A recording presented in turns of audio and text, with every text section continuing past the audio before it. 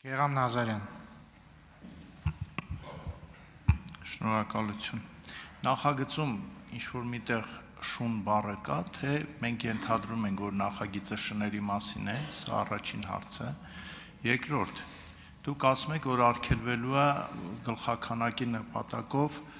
սպանդը։ Հիմա այս օրինագիծը ենթադրենք ընդունեցինք, առնետներին կարելի է սպանդը ենթարկել, թե պետք է ստերջացնել առնետներին։ Երրորդ հարցը, դուք նշեցիք, որ եթե ագրեսիա է ցուցաբերում շունը, նոր այդ դեպքում կարելի է քնեցնել, այսինքն սատկացնել, ավելի պարզ ասած։ Հիմա ո՞նց է որոշվելու շունը ագրեսիվ է, թե ագրեսիվ չի։ Ո՞նց ենք որոշելու, որովհետև ենթադրում եմ խոսքը շների մասին է, ոչ թե կատուների կամ ասենք ճնճղուկների մասին, որովհետև նրանք էլ են կենդանիներ։ Այս հարցերին պատասխանեք, արձագանքելուց նոր կշարունակենք։ Եթե ձեզ մի քիչ նեղություն տայք եւ ընդհանրապես պրեամբուլան կարդայիք օրենքի նախագծի նշված է, որ սույն օրենքի գործողությունը չի տարածվում գյուղատնտեսական, որսի, ինչպես է մարդու կենսագործունեության վրա վնասակար ազդեցություն ունեցող կենդանիների փակագծերում վնասատու կրծողներ,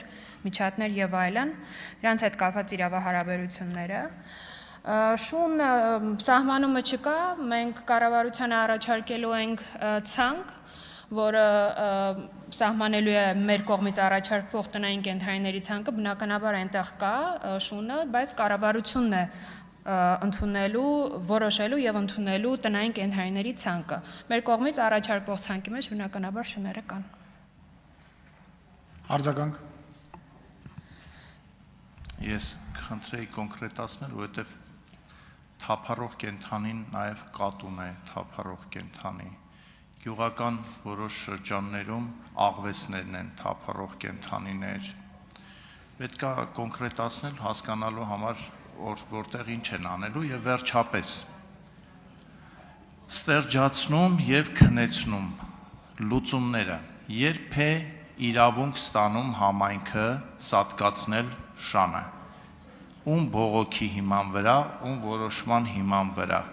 Ի վերջո, ասենք Երևանում էլ կան ամեն շենք ունի իր սիրած շունը եւ շունը պատտվում է։ Հիմա մի կին կամ տղամարդ կարող է բողոքել, ասել, որ ինձ շատ վտանգավոր հոտոտեց, նա ագրեսիվ է։ Հիմա որոշումը ով է կայացնում, այդ շանը գալու են տանեն սատկացնեն, թե մենք հանգիստ լինենք։ Եվ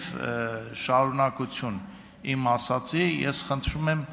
այդ կոնկրետացնել, որովհետև սենց հեղեղուկ, ով ոնց ասես կմեկնաբանի ու ինչ ուզի կանի խեղճ կենդանիներին։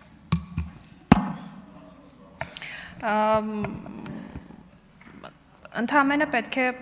գոնե մեկ անգամ օրենքը կարդալ, օրենքի նախագիծը կարդալ, այստեղ ամեն ինչ նշված է։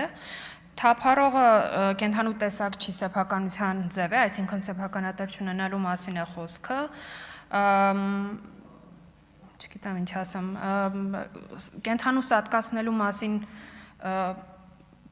պահանջ այստեղ չկա կամ տարբերակներ, երբ կարելի է դա անել, այդպես չկա։ Դե ասացի, որ անասնաբուժության մասին օրենքի համապատասխան հոդվածում միայն քնեցման, թույլատրելի քնեցման հիմքերը սահմանված են, քրեական օրենսգրքով կենդանու կյանքից զրկելը կարելի է միայն ինքնապաշտպանության եւ առողջության վնասը կանխարգելելու կամ պաշտպանվելու համար, ինչպես քրեական օրենսգրքով կյանքի ընդհատման բոլոր հոդվածներում դա պարտադիր կա։